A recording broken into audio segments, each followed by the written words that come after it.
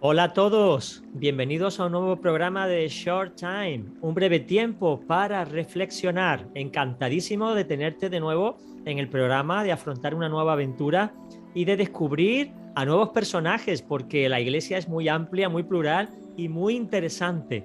Bueno, recordarte que emitimos desde el 100.2 de FM en Radio Amanecer Málaga, la sintonía que te acerca a Dios. Emitimos desde el 97.7 de FM Estéreo Visión Sevilla, la generación de cambio. La producción del programa y la realización corre a cargo de Iglesias del Monte, Proyecto Vida, que nuestro lema es un oasis de Dios para vivir. Y bueno, ya sabéis que tenemos un respaldo maravilloso que es la FRAPAN y CEMMA, Fraternidad de Pastores de Málaga, y el Consejo Evangélico Provincial de Málaga. Bueno, sin más dilación, quiero presentaros a Miguel Santana. Él es pastor en Coín a Laurín. Miguel, encantado de recibirte en el programa. Hola, ¿qué tal? Buenos días a todos, ¿qué tal están? Pues tenía muchas Me ganas de alegro de estar entrevistarte. contigo, Juan Carlos. Ya llevas tiempo detrás mía. Por fin, hay coincidido el Por fin, podernos porque es conocer. que esas canas que muestras en tu barba son Sí, canas de sabiduría y de experiencia y es una bueno, pena que se bueno, pierda, ¿no? bueno, bueno, hay de todo, también de edad, ¿eh? También la simple edad. Hay Amén. gente que tiene canas y es verdad que Dios nos ha hecho pasar por situaciones que hemos aprendido alguna cosa, todavía estamos aprendiendo hasta Amén. el final del camino. Amén. Pero es muy bonito poder escuchar a los ministerios ya maduros que han pasado por situaciones difíciles o que han visto la iglesia en distintos aspectos y ámbitos. Y qué bonito es que para la iglesia se pueda redescubrir ministerios que llevan 30, 40, 50 años trabajando y que al final son un poco desconocidos, pero que enriquecen. Y el Señor siempre me dice lo mismo. Una iglesia que se conoce es una iglesia que se ama. Pues la idea del programa que me la dio el Señor fue precisamente mostrar la parte humana y personal de tantos ministerios que hay en España y fuera de España y que están ahí para gloria de Dios y también para edificación de la iglesia. Entonces, por eso queremos hoy conocerte a ti, Miguel, y que tú nos cuentes tu vida. Y yo te doy gracias por estar disponible porque tenía interés, tú eres de los históricos, y no te estoy llamando viejo, pero eres de los históricos de la ciudad y de la provincia. Sí, bueno, histórico, hay hermanos mucho mayores, ¿no? Yo estoy en una edad, sí, es cierto, ya vamos quedando en el ministerio de estas edades, de esta remesa, digamos, vamos quedando menos, sobre todo Claro. activos, ¿no? Pero bueno. Claro, claro, claro. Bueno, Miguel, ¿tú eres malagueño? Porque yo sinceramente es que no te conozco en el plano Ah, no. personal y me va a Bueno, sorprender todo lo que me digas. ¿Eres de aquí, yo, Boquerón? yo soy canario. El Ah, acento todavía me delata, un poquito aunque sí, cuando pero no estoy estaba aquí me seguro. dicen que no soy de aquí y cuando estoy allá me dicen que no soy de allá porque es una mezcla ya de acentos de tantos años fuera. Llevo ya más años fuera que en casa, ¿no? Realmente. Claro, Soy de claro. Gran Yo Canaria. notaba algo, pero bueno, como a veces, pero sí que es verdad que a Natanael sí que no se le nota, es muy fish, ¿no? Él, Natanael no se le nota el acento, pero a Sí, ti porque sí. yo creo que Natanael se vino de muy joven, ¿no? Me parece, Sí, o sí, no sé sí. si fue, sus padres son peninsulares, allá le llamamos peninsulares, sus padres eran peninsulares o de fuera, y él no estuvo mucho tiempo allí. Ya. Nació allí, pero yo sí, yo me crié hasta, me nací, toda mi familia es de allí, todavía sigue allí toda mi familia, y, y yo me estuve hasta los 19 años, Ajá. ¿En qué digamos, y a isla? partir de ahí ya ¿De qué isla eres tú, fue toda Miguel? una aventura. ¿De qué isla eres tú, Miguel? De Gran Canaria, Ah, de Gran Canaria. Muy sí, bien, muy bien. Tú no jugarás al tenis, no, lo digo por lo de Santana, no lo sé. de Te lo habrán Santana. dicho Santana muchas es que si veces. tú buscas el listín en Las Palmas, eh, te sorprenderá la cantidad de Santanas que hay. Vale, vale. Aquí en la península puede ser que haya menos, pero allá pues es el listín de teléfono, Santana Trujillo. De hecho, mi madre se llamaba al revés que yo, o sea, Ah, se apellidaba Trujillo Santana y yo Santana Trujillo. O sea, qué mi padre curioso. Santana Navarro. Madre mía, entonces hay muchísimos Santanas, ¿verdad? Sí, sí, hay, sí.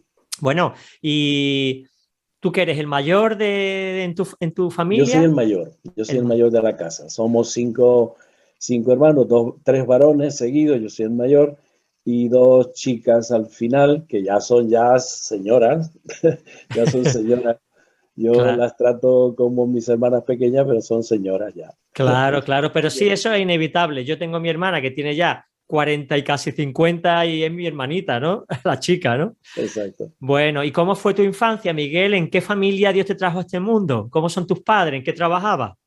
No, mis padres, a ver, mi madre ya no está, la mujer falleció con 68 años Ujú. y, Joven, y ¿no? Joven. sí, joven, pero ella tuvo complicaciones con diabetes y todo lo que eso conlleva.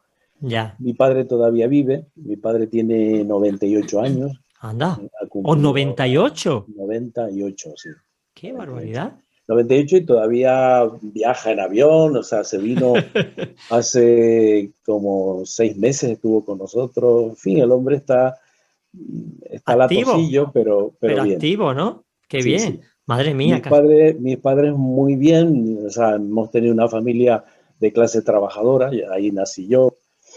Y mi padre trabajaba en una empresa norteamericana, la Texaco, de Ah. petróleo, suministrando a los barcos. Y bueno, no teníamos mucha abundancia, pero teníamos suficiente. Ujú. Y una infancia que recuerdo pues, muy feliz, como en aquellos tiempos. Nos hacíamos nuestros juguetes, jugábamos en la calle, no Todos los había días en la calle, control, ¿no? no había, en fin, una infancia muy, muy social también, muy en relación con la gente del barrio, Sí. muchos niños, porque había el baby boom de aquella, como no había mucha, eh, digamos, restricciones a la hora de tener hijos, se tenían todos los que se Claro, podían o y no había los mucha que venían, tele, no había nada un canal, no había entonces. tele, no había nada. Entonces Bueno, éramos la familia, nosotros éramos 5, mi tío tuvo 12, en fin. madre mía. Mi tío cuando tenía un hijo miraba el almanaque para ponerle el nombre, porque ya no tenía imaginación para ponerle nombre. O la Biblia, podía haber cogido la Biblia, ¿no? Qué bueno. Y bueno, allí los canarios sois muy abiertos, ¿no? Hay mucha relación, se juntaban las familias. Yo siempre veo el ambiente canario muy relacional, ¿no? ¿Es así? Sí, sí, o sea, ha cambiado con el tiempo porque las influencias externas cambian las culturas, ¿no? Pero yo recuerdo, sobre todo en nuestra niñez, que en el barrio donde yo me crié, si alguien estaba haciendo una obra, haciendo su casa, pues las casas las hacían a poco, como la nuestra se hizo, pues todos los vecinos, los niños, nos dedicábamos a acarrear materiales, a ayudar, en los fines de semana se ayudaban unos a otros, o sea, había un ambiente muy, muy bonito. En ese aspecto, ahora ya no es así, ¿eh? Ya Ya. las Canarias han cambiado mucho, aunque sigue el carácter canario siempre, o sea, es bastante abierto y Pues así es, mi niño, así es. El mi niño es. mi niño, sí. Muy común ahí esa expresión. Bueno, ¿y tú cuando eras chico a qué jugabas, Miguel? ¿Qué te gustaba jugar? Mira, jugábamos a todo, jugábamos al fútbol, porque ¿Eras bueno? ¿Eras bueno? no, yo no era bueno, no era muy bueno en el fútbol. La lucha canaria en Ah, los colegios, yo estaba fuertecito, yo crecí muy, muy pronto, me desarrollé muy pronto, entonces yo estaba en lo que es la lucha canaria, que es una lucha muy, muy curiosa, porque en sí no hay violencia, lo que hay es, digamos, técnica y esfuerzo. El primero que cae es el que pierde, ¿no? O sea, es un ajá. poco de técnica. Y ¿Es parecida a la lucha libre o no tiene nada que ver? bueno, yo no sé cómo es la lucha libre exactamente, pero es como una lucha que le llaman grecorromana, que Ah, es sí, de sí, sí. fuerza y Sí, sí, técnica, sí, ¿no? sí, Así sí, sí. tipo así. No Muy sé de bien. dónde nos viene, pero la lucha canaria hoy en día, o sea, yo he tenido tíos, primos metidos en la lucha canaria y todavía sigue siendo digamos, un deporte interno, ¿no? Ya, ya. Eh, Oye, oye, ¿y es verdad lo que dicen que que tenéis mucha influencia en lo que es el dialecto, la forma de hablar en Sudamérica, porque los barcos varaban en Canarias, estaban un tiempo para hibernar y de ahí partían para América. ¿Se sabe si hay alguna, si es una leyenda urbana o es verdad? No, de hecho hay una conexión muy profunda con Latinoamérica, vamos, muy profunda en cuanto a la forma de ser, la forma de hablar, incluso ciertos alimentos. Y es verdad que Canarias fue siempre un lugar de ida y de vuelta, pero no solamente en la conquista, sino posteriormente, ¿no? Los barcos venían y los canarios, si no tenemos, siempre tenemos familia afuera. Yo tengo familia en Venezuela, por ejemplo. Ah, Todavía me quedan primos allí que se han quedado, otros han regresado con toda esta crisis, los últimos sí. se han venido. Ujú. Entonces, hay una relación. Mi abuelo estuvo en Cuba, mi bisabuelo también. Hasta mi bisabuelo sé que estuvo en Cuba, ¿no? O sea que podía haber nacido en Cuba, ¿no? Si no se hubieran Podía vuelto. haber nacido en Cuba. Y según me dice un primo lejano mío que se dedica a investigar por Facebook y esto, dice que por allí tenemos algo de semilla, por allí se dejó algo, no se sabe. Anda, no Pero bueno, a tenéis. mí no tengo un interés especial por descubrirlo, ¿no? Ya, Son ya, cosas que ya. pasan. Bueno, y en el plano espiritual, en tu casa, ¿qué se respiraba? ¿El catolicismo tradicional? ¿Eran gente devota o un Sí, poco bueno, alejado? a ver, como tanta gente en aquel tiempo, el nacionalcatolicismo era lo que imperaba. Eh, Mi madre no iba a misa. Mi madre ha sido creyente siempre, pero ella estaba un poco rebotadilla con los curas. Mm. Mi padre tampoco iba, pero sí me obligaban, sí me obligaban, sí me obligaban. Y entonces, bueno, hay un episodio que yo hoy me río con mi padre, no de ahora, de tiempo atrás, porque hay un episodio que yo con 13 años o 12 quizás, que yo llevaba a mis hermanos a misa como una obligación que yo tenía, pero ellos no venían. Y un día yo me enfrento a mi padre, o sea, lo confronto. Estaban colocando una puerta, porque la casa se hizo poco a poco, y estaba con los amigos un domingo, y dice mi madre, lleva a tus hermanos a misa. Y entonces yo, eh, ese día, le dije, no voy a misa, porque yo Le ya retaste, ¿no? estaba posicionándome. Y no voy a misa. Entonces mi madre le dice a mi padre, estando los amigos allí, estaban tomándose una copita porque estaban, tú sabes, Sí. el ambiente nuestro allá es así, o era así. Y entonces yo le dije que no voy, y entonces se lo dijo a mi padre, y mi padre, claro, se envalentonó, estaba delante de los amigos, tú llevas a tus hermanos a misa, y le dije, papá, vete tú primero, tú me llevas a mí, y entonces yo voy detrás. Y eso a él le hirió. Y Claro. yo recuerdo posiblemente el único guantazo que me dio en la vida, porque yo no era muy conflictivo, en realidad, Ya, ¿no? ya. De joven. Él se le escapó la mano y me dio con la mano gorda, fuerte, pero Se- a partir de ahí él tomó nota y, digamos, le hice ver que él tenía que ser ejemplo y modelo, siempre Claro, que yo fuese detrás. claro. ¿Qué edad tenía? ¿Era adolescente tú, Sí, yo Miguel? tendría pues 12 años, 13 o algo así. Chiqui. Sí, sí. Bueno, mira, al final Sí, tuvo que reconocer que lo estaba haciendo mal, que no se puede obligar, no, haz lo que yo te diga, pero no lo que yo haga. Eso sí, no sí, pero funciona, bueno, ¿no? en casa, en ese aspecto, en otros no, en ese aspecto era así, porque ellos no eran mucho Ya, ya, de, ya. de la religión, ¿no? Bueno, ¿y qué querías ser tú de mayor, Miguel? Cuando tú ya tenías esa edad, ¿qué querías ser? ¿Bombero, policía, futbolista?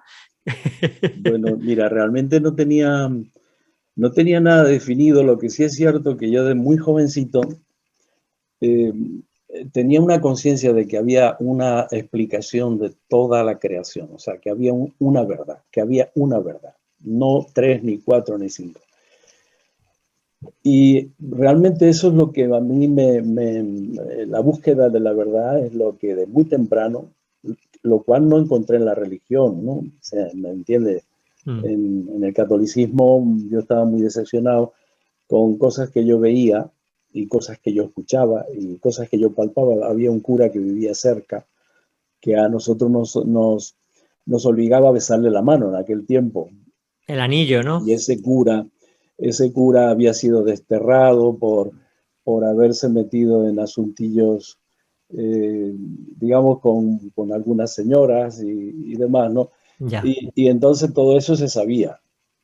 Entonces él hacía un alarde de sotana, del anillo en la mano y tal, y a mí esa hipocresía, Claro, digamos, colaboró para rechazar el tema religioso, ¿no? claro, No el claro, tema espiritual, no es tema espiritual, sino religioso, muy diferente. claro. Entonces, pero yo era un chaval que sí, de muy joven tenía un sentido de búsqueda muy, muy profundo. De hecho, mis amigos luego más tarde se iban a la discoteca. En aquellos tiempos no se miraba mucho la edad. Y a mí me parecía una pérdida de tiempo, me parecía algo muy superfluo. Y yo me iba muchas veces a la playa a hablar con el mar, fíjate, Fíjate, pero realmente no hablaba con el mar, claro. sino que ese clamor interno que yo experimentaba, esa necesidad de encontrar una respuesta a todo lo que, a la existencia humana, a la creación. Y yo no conocía a Dios ni tenía a nadie que me pudiese orientar correctamente. Entonces, en ese sentido, más que pensar que iba a ser ingeniero, esto, lo otro, tenía un ansia por buscar la verdad. Interesante, interesante. Además, yo, por lo que te estoy escuchando, eres un hombre emprendedor y con las ideas claras. O sea, cuando tú tienes deseo de algo, empujas, ¿no? Y tiras y buscas, ¿no? Porque tampoco es normal que yo también iba a la discoteca entonces, y fíjate que yo también tenía inquietudes espirituales.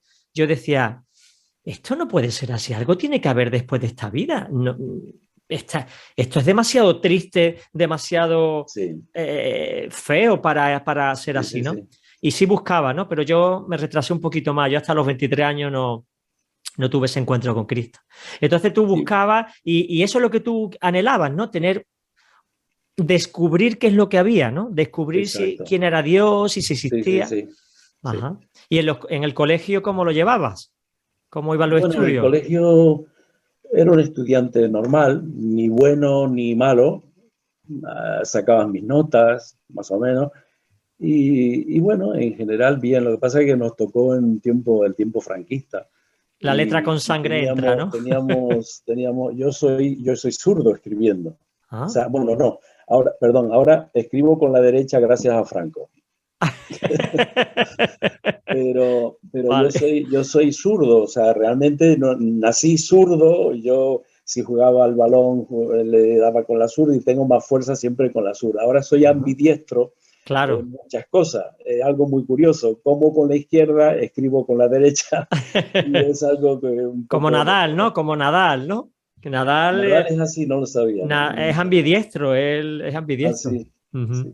Pues yo soy un poco así, pero claro, porque en el colegio sí llegué a estar un poco traumatizado porque yo creo que era el único zurdo y entonces pues escribir con la zurda estaba, estaba mal visto en el franquismo.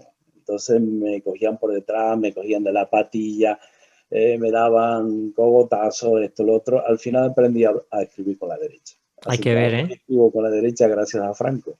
Sí, sí, sí. Bueno, yo también sufrí, estuve en los maristas, en un colegio de hermanos maristas, y también sufrí las vejaciones del castigo, como antiguamente la letra con sangre entra, Sí, pues bueno, pues teníamos que sufrir ese trato. No, yo sigo escribiendo con la derecha.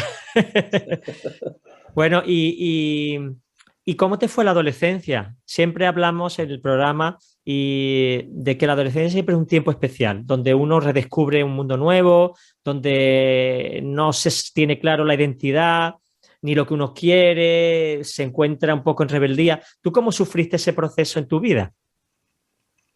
sí, bueno, yo rebeldía la experimenté un poco más tarde, pero porque había cambios, estaban habiendo cambios y demás, pero pasé un tiempo bastante largo en este sentido de la búsqueda, Ujú. hasta que el Señor me encontró, no es que yo le encontré a Él, pero Él me encontró. Hasta ese tiempo de que yo me convertí, fue todo un proceso. Primero, era un joven con 13, 14, 15, 16 años que tenía ese sentimiento de búsqueda, me creaba a la vez una cierta tristeza, porque yo lo que veía alrededor, esa normalidad a mí no me gustaba, no me llenaba completamente. Entonces yo veía a los jóvenes, pues llega una edad, tiene su novia, se compromete, su trabajo, yo trabajé desde muy joven.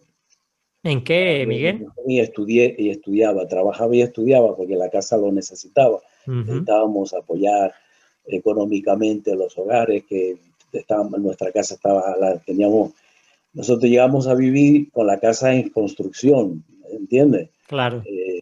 Sin puerta, luego se pusieron las puertas, en fin, porque éramos una familia grande, había muchas necesidades y ¿Y bueno, en qué yo empecé a trabajaba? trabajar joven y por la tarde estudiaba, saqué mi bachiller por la tarde, etcétera, etcétera. Y yo pasé ese tiempo así hasta que llegó un momento que sí entré en un proceso, no tanto de rebeldía, pero sí que yo me rebotaba con el prototipo que se pretendía que yo siguiese. Y esa ansia que yo tenía por buscar la verdad, la isla se me quedó pequeña, la cultura isleña se me quedó pequeña y con 18, 19 años me fui para Inglaterra. Ajá. Busqué un Pero, contrato, en aquel tiempo no se sa- podía ir de sa- cualquier manera. claro. Entonces ¿Pero tú sabías busqué mi inglés? contrato y fui a trabajar. ¿Tú sabías inglés? Dime. ¿Tú sabías inglés? No, sabía lo del bachiller, Uf. normal. Yo cuando llegué pensaba que sabía algo y cuando me planté en Londres, nada más que para preguntar en el hotel donde tenía que ir a trabajar, pues la gente no me entendía ni yo les entendía a ellos, ¿no? Claro. Y, Pero y- vamos, fui un poco intrépido en ese sentido, ¿no? por- Y lanzado con esa edad, ¿no? sí, sí, porque para eso hay que tener fuerza, porque es dejar tu tierra, tu ambiente, tus amigos y lanzarte ahí a la aventura en un sitio extraño, en una lengua extraña, pues es En complicado. aquel tiempo era más que ahora. Ahora estás comunicado con la familia. En aquel tiempo era todo a base de, bueno, cartas o eh, buscar un momento para llamar por teléfono. En muchos hogares no había teléfono. En mi casa Mm. hubo teléfono después de mucho tiempo. En fin, era un poco diferente, ¿Y cómo bastante fue? diferente. Sí, ¿y cómo fue esa etapa allí en Londres? ¿Qué experimentaste allí en la soledad y en el trabajo? ¿Qué te envolvía, ¿no? ¿Cómo lo sobrellevaste aquello? Bueno, mira, yo realmente me fui a Londres porque Londres en aquel tiempo era el foco de la modernidad, ¿no? Londres y Ámsterdam, ¿no? Entonces yo quería saber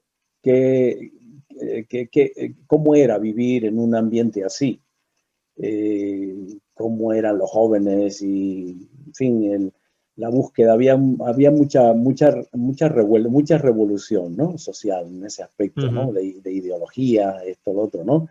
Entonces, claro, yo quería romper los moldes que la sociedad en la cual yo me crié me imponía y todo lo que yo hacía fuera de ahí se veía mal. Vestir, por ejemplo, tener el pelo largo en aquellos tiempos era muy rompedor, ¿no? Entonces yo, que si esto, que si la vestimenta, los primeros vaqueros, ¿no? Los primeros vaqueros se conseguían en unas tiendas que habían en el puerto que los traían barcos extranjeros, o sea, los primeros vaqueros, porque no, la cultura del vaquero hoy en cualquier sitio, ¿no? Pero en Ujú. aquel tiempo, que si el vaquero, que si los t-shirts o las camisas así, tipo así, y claro, y vaqueros desteñidos, ahí ya mi madre empezaba que el domingo no podía yo salir con el vaquero desteñido, que tal. Claro. Bueno, Después ya, y por qué no le pilló el tiempo del vaquero roto, como ahora? eso yo con mi madre, ella viva, que ya disfrutó a sus nietos y tal, Pues le digo, mira, tú te metías conmigo e incluso me mojabas el pantalón para que no saliera con él y tú ahora le compras a tu nieto un vaquero ya desteñido, un vaquero roto y ella se re, ¿no? Claro, lo que es la mentalidad de la Sí. época. Claro. ¿Y en Londres trabajaste en un hotel? Trabajé en un hotel, luego trabajé en Londres, después trabajé en Leicester, que es el Midlands, la parte central, en Ujú. un hospital donde mayor tiempo estuve, Ajá. ¿Y de en un qué? hospital ¿De qué trabajaste en el hospital? allí le llaman kitchen porter, o sea, como un celador de cocina, un Ah, tipo así, vale. ¿no? Vale, ¿Entiendes? vale. El que va, Fregaba platos hasta reventar y perolas y bueno, él, iba rotando, llevabas la comida, llevaba la comida a las habitaciones o te tocaba cocina, ¿no? Depende, Mm. ¿no? Y va rotando. Y no, Y bueno, dime. no, no, te iba a decir, ¿no conociste allí a ninguna mujer? Porque claro, un joven trabajando allí, me imagino que la vida Ya, social que ya. tendría, lo normal era pues relacionarse con otros jóvenes y Sí, bueno, conectar con alguien. yo me relacioné con jóvenes y tuve una novia norteamericana de origen inglés, o sea, Ajá. digamos, de padres ingleses. Tuve una novia en aquel tiempo, ¿no? O sea, también para mi familia no era normal, ¿no? Eso Claro, de claro. Tú es que con rompiste una todos los moldes, chica. Miguel. Vivir Rompiste con todos los una chica moldes. en aquel tiempo se veía muy mal, Claro, pero claro, claro, allí en Inglaterra es otra forma, era otra forma claro, de claro. vida, ¿no? Entonces, Y bueno, ¿cuánto tiempo estuviste en Londres viviendo? en Inglaterra estaría 2 años y medio, puede ser. Ah, 2 años y medio. ¿Y te volviste o qué hiciste? Bueno, de ahí me fui a Sudamérica. Toma, ¿a dónde? ¿A Venezuela? No, mira, a mí me decepcionó mucho. Yo pensaba que en esa mentalidad moderna yo iba a encontrar una respuesta a todas mis preguntas. Y me di cuenta que no era, que no era así. Y entonces en aquel tiempo había un sentimiento de búsqueda en general en la sociedad, pero a veces los jóvenes buscábamos en sitios equivocados. La droga, esto, lo otro. Y entonces tenía dos conocidos que no eran realmente amigos, pero eran canarios, y yo los fui a visitar. Entonces ellos me invitaron a ir a la India. En aquel Oli. tiempo los viajes a la India, en fin, era una mezcla entre bueno, el tema de droga blanda, Sí, sí, sí, y sí. a la vez la búsqueda de lo oriental, que estaba de moda. Y a mí lo oriental no me atraía para nada, eso de pensar en que en miles de dioses y diosas y toda la Mm. historia del hinduismo me parecía ridículo, me parecía que no era el camino. Y entonces ellos se fueron a la India y le dije, mira, yo me voy a ir, pero me voy a ir a Sudamérica.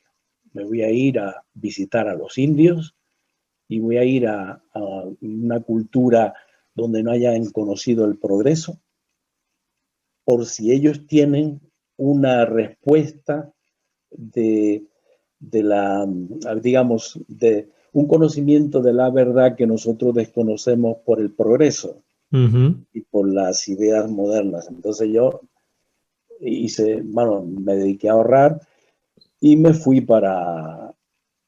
llegué a Perú, después Bolivia. Bueno, en Perú visité una tribu, estuve en la Amazonia y también me decepcionó. ¿Para qué te voy a decir? Porque yo pensaba que ellos tenían algo que yo necesitaba y realmente ellos estaban deseando lo que yo quería dejar. O sea, un poco así, Claro, resumiendo, ¿no? claro, claro. Y Pero, claro, allí pero, me ofrecieron quedarme, me ofrecieron pero, que me casara de la manera de ellos con una jovencita y tal, y yo era una persona, en el fondo era una persona mundana, pero era honesto, no quise abusar de esas cosas, ¿no? claro. Y al final pues terminé decepcionado. Entonces fui a Bolivia, luego de Perú, y luego fui a Brasil y fue allí donde yo me convertí en Brasil. Ajá. Bueno, una pregunta, ¿y cómo hace uno para presentarse en una tribu y dice, hola, que vengo a estar con vosotros? Eso como que no es decir, me voy a una ciudad. Bueno, pues allí en la ciudad la gente no se conoce, pero una tribu es algo más cerrado. ¿Cómo entras? ¿Cómo fuiste tú a Perú y Mira, cómo se hace eso? eh, esto estaba comunicado por un río, eran pueblos indios digamos, a la vera de los ríos, y hay canoas que llevan y traen cosas, alimentos o lo que sea. No es que fuese una tribu donde no había habido nunca jamás un blanco, ¿no? Ya, ya Eso entiendo. no existe ya prácticamente, ¿no? Ujú. Pero sí, yo cogí una canoa de una ciudad selvática que hay en Perú, en Iquito me parece que se llama, ahora he perdido hasta el nombre, y de ahí eh, horas y horas y horas en canoa y llegué allí. Llegué allí y el jefe de la tribu le caí bien, le caí bien, era un poco hippie, ¿no? O sea, el Mm. pelo, la barba, la vestimenta le caí bien y entonces el hombre pues me llevó, me adoptó el tiempo que estuve y yo iba con él a trabajar, digamos, a cortar matos para Ah, hacer vale, vale. chacras que le llaman ellos, hacen clareos y siembran bananas y hacen clareos en el bosque Sí, sí, y van sí. rotando, ¿no? Lo hacen rotativo. Y me llevaba, yo como trabajaba, pues en fin, trabajaba con él y en fin, un poco así. Caí un poco en gracia, ¿no? Qué bueno. Qué interesante Y tu vida.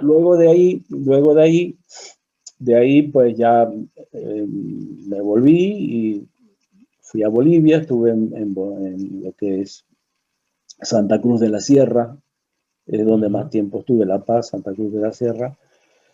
Y allí tuve algunas experiencias negativas, positivas y negativas. O sea, yo entendí que Dios me estaba buscando. Cuando yo hago un progreso en la historia, en mi historia vi que Dios me estaba buscando y Dios me abría y cerraba puertas de una manera tremenda, ¿no? Entonces un día estaba yo en Bolivia y yo vivía en la selva, era una ciudad selvática, ¿no? Hoy ha crecido mucho, por lo visto, ¿no? He conocido gente que es de allí. Y entonces yo iba por un camino y había una casa, un casetón abandonado y yo dormía allí.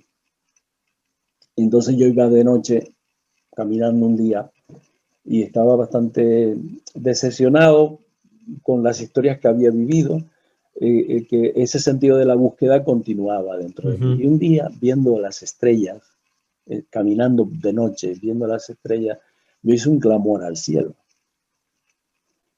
Y yo no sabía si era Dios, un extraterrestre, pero yo sabía que alguien me tenía que estar mirando. Ujú. Hice un clamor al cielo y digo, quien quiera que haya ahí, porque esto no se ha hecho solo, necesito una respuesta para mi vida, ¿no? Y bueno, eso quedó ahí como una anécdota, pero luego se precipitaron una serie de acontecimientos. Hubo en Bolivia un golpe de Estado, yo no lo sabía. Yo voy por ese camino hacia esa ciudad y me cogen preso, Anda. pensando que yo era un guerrillero. Yo tuve que demostrar que no lo era, que era un hippie español que andaba por ahí. Y bueno, estuve allí, no sé si me cogieron 2 días, estuve la prisión local, hasta que descubrieron que yo no era ningún guerrillero, pero ya allí me hizo reflexionar, Ujú. ¿entiendes? Y luego se dieron una serie de circunstancias que me tuve que ir de allí a Brasil, por la selva, o sea, un tren que va por la selva, Curumbá y demás. Y entonces es muy largo, ¿no? Es todo muy Sí, sí. largo, ¿no? No, no, Y yo pero estoy así nos tratando de hacemos una idea. sintetizar. Sí, sí, sí. Y entonces cuando yo voy a Brasil, era cerca de febrero, lo que es ¿cómo es ¿cómo le llaman? Los carnavales. Carnavales. Los carnavales de Río de Janeiro. Uh-huh. Y yo digo, voy a ir a Río de Janeiro y voy a ver los carnavales, a ver cómo son. Y me metí en los carnavales.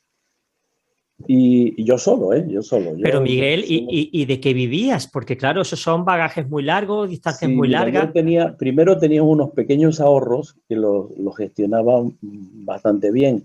Comía vegetales, comía fruta. En los mercados allí la fruta era muy barata. Y luego también hacía artesanía. Mm. Siempre fui muy hábil con las manos, hacía artesanía, vendía la artesanía, cuando ya tenía para comer, cerraba el pañito y ya tenía mi mochilita así y ya está. O sea, no tenía grandes... y dormía pues en cualquier sitio que encontrara. Llevaba mi saco de dormir, ¿Y dónde te duchabas? enrolladito, ¿Te duchabas en los ríos? ¿Dónde te duchabas y te aseabas? Mira, cuando me daba, me iba a una pensión. Ya, ya, ya, ya. Y allí Cuando pues te no, arreglabas. cuando no me duchaba, me bañaba en los ríos y lavaba la ropa, ¿entiendes? Madre mía, Pues yo Miguel. llevaba un Nuevo Testamento. Hay algo que no quiero que se pase. Yo llevaba un Nuevo Testamento porque en Madrid, yo una de las veces que estuve en Inglaterra, vine a Málaga, Uh-huh. vine a Cádiz con el barco. Fue la primera vez que pisé Málaga, me acuerdo, jamás pensé que iba a venir a vivir aquí. Y tenía unos amigos, los únicos amigos que yo conservaba estaban estudiando en Madrid y yo pasé de paso para arriba. Y fue la primera vez que me hablaron del Evangelio. Ajá. Entonces, uno de ellos se había convertido. Otro no se llegó a convertir del todo, pero casi no, estuvo muy cerca, ¿no? Ese Ya. es el único amigo que yo conservo actualmente en Canarias, vivo en Mm. Canarias ahora. Y entonces, cuando ellos me vieron que yo o sea, estaba en una línea hippie y así, pues ellos se preocuparon porque no era como me habían conocido. Claro. Y entonces me dijeron que si quería hablar con una persona interesante y tal, entonces me llevaron a hablar con un pastor, el pastor que estaba llevándoles a ellos, era un mexicano. Uh-huh. Y me empezó a hablar del Evangelio. Y yo, claro, yo tenía un montaje filosófico, a la vez que era un buscador, también tenía mi propia filosofía, y el pobre hombre, yo le rebatía todo lo que me decía, pero acabé con un Nuevo Testamento en mi bolsillo, de estos de los Gedeones o algo así. Entonces yo empecé a leer y yo me di cuenta que lo que Jesús exigía era fuerte, era serio. Pero a partir de ahí yo empecé a leer la vida de Jesús y yo trataba de imitar a Jesús sin ser cristiano, Uh-huh. a la manera que yo entendía. Entonces, en Sudamérica yo tenía la referencia de Jesús, no Jesús Dios, Jesús como modelo de hombre, a mí me apelaba. Y yo me llegué a quedar con una camisa, un pantalón, cuando yo veía a alguien que necesitaba algo, y me quedé con una camisa y un pantalón. ¿Me explico? O sea, Sí, sí, sí. entendí que el ser desprendido y generoso y libre de las posesiones, y Jesús no tenía donde recostar su cabeza, etcétera, me apelaba, ¿no? O sea, pero Uh-huh. no Jesús Dios, hasta Sí, sí, que Jesús, hombre. me alcanzó. ¿eh? Y fue en Brasil, dices, ¿no? En Brasil fue donde tú tuviste un Sí, encuentro en real con ese Brasil, Jesucristo después Dios. de los carnavales,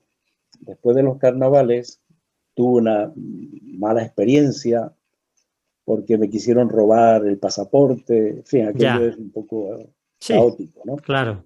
Y entonces yo terminé de noche, me fui por las avenidas y me quedé dormido en un parque, ¿no? Y entonces, al tiempo, yo dormía en la playa, yo hacía un agujero, allí me quedé sin dinero y era difícil buscarse la vida con los con la artesanía, no era fácil, ¿no? Porque había mucha gente dedicada a eso. y yo dormía en la playa de Copacabana, así, no era yo solo, había los hippies que había, o habíamos, y entonces yo tenía mi abrigo y me quedaba allí con el bolsito a dormir. Y entonces en una de esas yo salgo, no sé si fue a comprar o lo que sea, y hay un joven pasa en la avenida Copacabana, pasa y se mira para mí y me dice, joven, tú sabes que Dios te ama. Claro, que yo, para mí me sonaba, le dije, yo también lo amo a él y tal, en fin, le entré, pero me invitó a una reunión. Era una pequeña, un apartamento pequeño y eran como 10 o 15 jóvenes que habían allí, de gente creyente. Era, digamos, no era una iglesia en sí, sino una pequeña comunidad. Y entonces yo allí fui a la reunión, me sentí bien, lo que escuché me gustó. Yo como tenía mi Nuevo Testamento, veía lo que tal, y yo me fui, pero yo realmente, yo digo, yo esto no lo quiero para mí, y yo me fui. Pero en una de esas noches que yo me quedé por allí, caí preso otra vez. Anda. Hicieron una redada, y porque claro, nosotros éramos los niños de la calle y los hippies éramos una mala imagen para el turismo. Entonces hicieron una redada y me metieron en la cárcel local de Copacabana. Y estuve allí, pues creo que fueron 2 días y dormíamos todos en un sitio asqueroso. Nos daban un platito de arroz así, todo el mundo dormíamos en la misma habitación y un váter a la vista de todos. Madre mía. Y claro, allí había gente, alguna gente normal, como yo, y otra gente que era gente de mala vida. Otros que venían del proceso argentino, de lo que era la dictadura argentina, jóvenes que venían huyendo en aquel tiempo, en el 75, 74, 75. Y allí en la cárcel, cuando yo veía que la gente se peleaba por un cartón para dormirse, vi algo tan feo, ¿no? En el género humano, y yo estaba sentado en una pared así, y fue la primera vez que yo sentí que Dios me habló, la primera vez. Una voz interior que me dice, tú has estado buscando la verdad y el día que yo me presento a ti no quieres pagar el precio. Así. Uf. Yo me quedé. Entonces, claro, eso pasa porque yo había clamado a Dios, había estado en esa reunión, Dios había enviado a ese joven para hablarme, me habían hablado en Madrid, otro joven en el trabajo que recuerdo trató de hablarme en Inglaterra y yo le corté. Me pareció un religioso y no iba con mi mentalidad. Entonces, esa voz a mí me dejó, se me grabó. Entonces, cuando nos sueltan, entonces yo quiero imitar a Jesús. O sea, la policía allí no era como cualquier policía. Allí un revólver así, y a dar guantazos, a dar patadas, para que la gente se fuese de dormir en las playas y tal. Y entonces, claro, yo había pedido audiencia con el cónsul. Dice, ¿qué cónsul? Ni cónsul. Entonces yo cuando veo que le está dando puñetazos a uno, patadas a otro, argentino, chileno, esto, lo otro, yo sé que me iba a tocar a mí, me iba a tocar. Entonces cuando yo le miro, digo, yo no quiero guardarle rencor, me va a pegar y yo lo quiero amar. O sea, yo quería imitar a Jesús sin Jesús. Lo quiero amar. Entonces lo miro con una especie de sonrisa, como me salió, no sonrisa, sino de que, o sea, venciendo mis miedos y mis cosas. Y el hombre, pues lo que hizo digamos, pasarme la vez. Dice, vente para acá.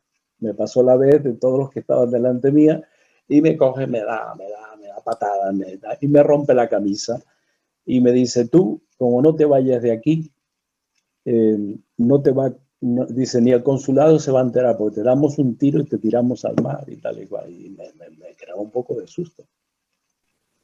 ¿Qué ocurrió? Cuando yo salgo a la calle, tengo la camisa rota, eran como las 5 y pico de la tarde y no podía dormir en la playa, no podía dormir en ningún lado. ¿Qué me vino? Me vino que los únicos que me podían ayudar eran los hermanitos que se reunían. Y el Señor me acorraló allí y a raíz de ahí, pues ahí me convertí, ahí Dios empezó a obrar en mí. Yo realmente había ido para quedarme una noche y al día siguiente irme a Bahía, al norte, irme a la selva amazónica brasileña. Pero el Señor allí ya no me dejó. Qué bueno. Cómo el Señor te fue guiando hasta llevarte al punto y cómo sabe, ¿eh? Cómo somos, que nos vamos a resistir y cómo va aflojándonos, aflojándonos, aflojándonos hasta que estamos en máxima vulnerabilidad y ya Él habla. Qué bueno. Y bueno, a partir de ahí cambiaría tu vida, o sea, daría un giro de 180 grados, ¿no? Total. De ser un hippie que vas buscando a Dios a tu manera, viajero, viviendo al día, que por cierto tu madre lo pasaría muy mal, me imagino, ese tiempo de dónde está mi niño, ¿no? Imagínate que una carta de Brasil a Las Palmas podían tardar un mes o quizás más, ¿no? Claro. Entonces la pobre pues no sabía nada de mí. Yo de vez en cuando en mi ruta mandaba una nota, estoy bien y tal, la próxima no sé dónde voy a estar, pero yo unilateralmente iba mandando alguna nota Claro. de mi existencia, por lo menos, de que estoy vivo, estoy bien y tal. Pero, y luego, claro, luego ya se planteó la cosa. Yo no había ido a la mili. Yo era pacifista, antifranquista. Claro. Entonces, claro, yo era un prófugo, digamos, a nivel del servicio militar. No me había presentado nunca y demás. Y entonces, una noche, es la razón por la cual me volví, porque yo me pensaba quedar por allí, ya quería predicarle a los indios de la selva, tú sabes, todas esas cosas. Claro, claro. Al final el Señor me ha mandado a la tribu de Coín, a la tribu de Alarico. Bueno, yo te quiero preguntar una cosa. Entonces en aquel tiempo, yo estaba, un día me eché a dormir y ya llevaba convertido 6 meses, 5 meses, algo así. Y me viene el pasaje de la epístola de Pedro de someternos a las autoridades. O sea, tal como está escrito, pero yo no lo había leído nunca. ¿Sabes qué te digo? Sí, sí. Yo no lo había leído. Ya había leído los evangelios, pero tal como está escrito, y una voz en un sueño dice, mi palabra te habla de que tienes que regularizar tu situación con tus autoridades, yo me levanto por la mañana, abro el Nuevo Testamento y me sale, someteos a las autoridades. Yo me quedé impactado, se lo dije al chico, al responsable. Dice, es que Dios te ha hablado, ¿tú cómo estás? Dice, mira, yo debería haberme presentado, irme a la mili, yo estoy fuera de plazo y tal, soy prófugo y tal. Y a partir de ahí, pues todo empezó todo un proceso.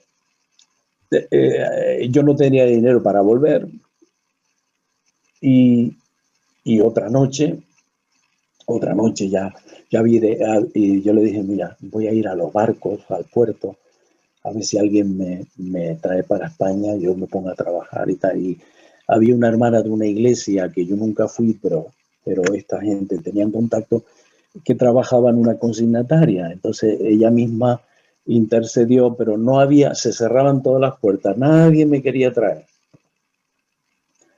Ahora, una noche estoy otra vez durmiendo. El Señor me hablaba mucho en sueños en aquel tiempo, ahora menos, pero... Y entonces veo una mano grande que me da un billete que ponía España, de los billetes antiguos de Iberia, un billete que ponía España, que me la daba. Yo me despierto. ¿Tú sabes qué pasó? Que habían una serie de iglesias que habían hecho una colecta, yo no lo sabía para nada, y me compraron el billete a las islas. Qué fuerte. Dios te lo había mostrado en sueños. Qué bueno. Entonces, claro, ya vengo para acá, Franco había muerto, yo me convierto en ese mismo año, al principio, marzo y en noviembre del 75 murió Franco, que claro, un día salgo a la calle allí y veo que la gente, ha muerto el dictador y tal. O sea, había muchos españoles que se habían ido para allá, que habían hecho su vida allí, en todo el proceso.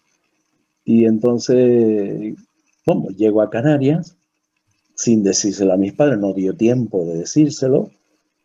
Y cuando yo llego al barrio, me ve mi hermana y se queda sorprendida. ¿Y qué haces aquí? Yo ya tenía el pelo cortado porque, claro, donde yo me convertí, me llevaron a un seminario bautista y me cortaron el pelo. Ya ves, el primer día. Me cortaron el pelo, ya era, me quité la barba, en fin, ya me hicieron la renovación completa, ¿no? Y entonces mi hermana, en vez de venir para mí, salió corriendo a decírselo a mi madre, y mi madre salió, y cuando me vio dice, me lo han cambiado, me lo han cambiado.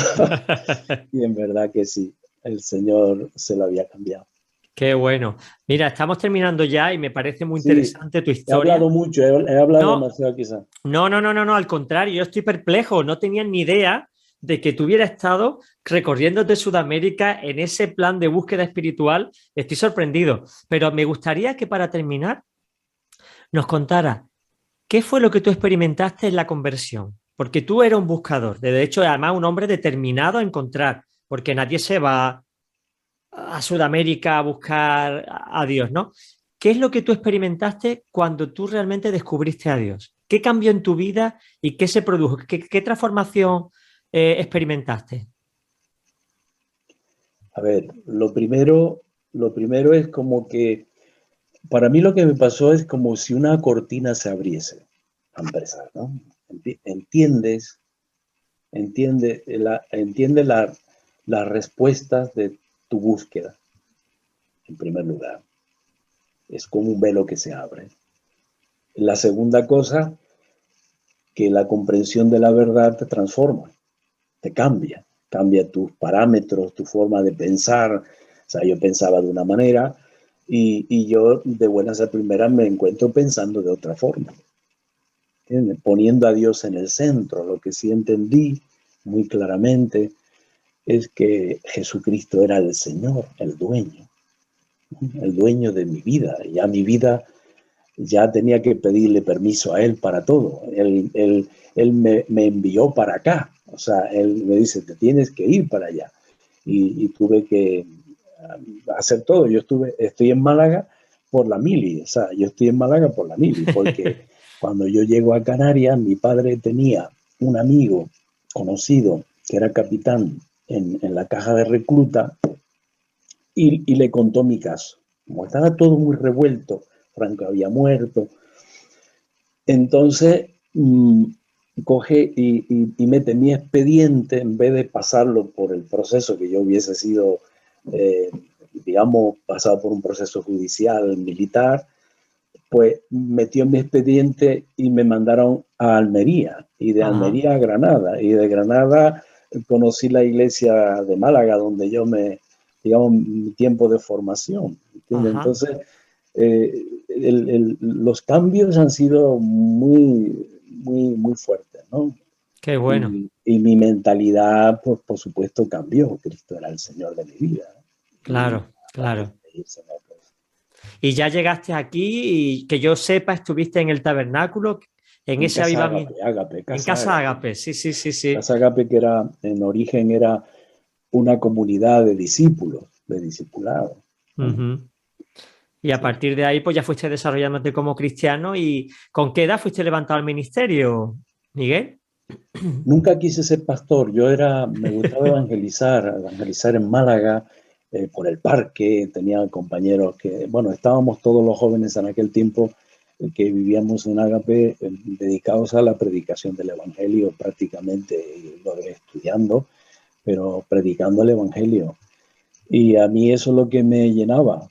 Y al final, pues, se pensó había un hermano que estaba viniendo a Coín, pero a él al fin no le fue bien y tal, y entonces me propusieron de venir y tal, y yo empecé a venir, y aquí pues, aquí hemos ido, gracias a Dios, pues llevando el Evangelio a esta zona, y hoy lo que hay es el resultado de la obra de Dios. Se pudo haber hecho mucho más, por supuesto, pero Qué todavía hermoso. hay mucho que hacer, todavía hay mucho que hacer. Claro, pero tú has sentado las bases ahí y bueno, ahora vendrá otra generación que cogerá lo que tú has sembrado y lo que has consolidado y Dios sabe lo que va a hacer con la iglesia por Coín, Alaurín y por toda aquella zona tan, tan llena de pueblos y de Sí, personas.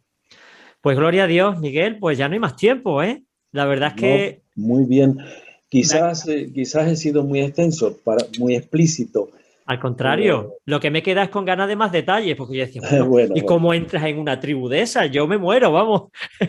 Pero qué bien, bueno, qué bueno. bien. Ha sido muy bueno y además has contado tu vida de una manera muy natural, comprensible y yo creo que a nuestros oyentes les ha encantado. Así que, hermano, muchas gracias por abrirnos tu corazón. Gracias a ti, bendiciones para todos, y aquí estamos para servirles. Pues que el Señor te bendiga. Un fuerte abrazo, Miguel. Venga, Hasta luego. bendición. Hasta Y luego. y a todos nuestros oyentes estaréis como yo con la boca abierta y decir, madre mía, qué valentía la de este joven que sale de su casa, se va a Londres, desde allí se va a Sudamérica. Yo no creo que sea tanto la valentía, es el empuje interior de la necesidad. Claro. No Y es tanto la seguro, valentía, porque yo no he sido ni me considero un valiente.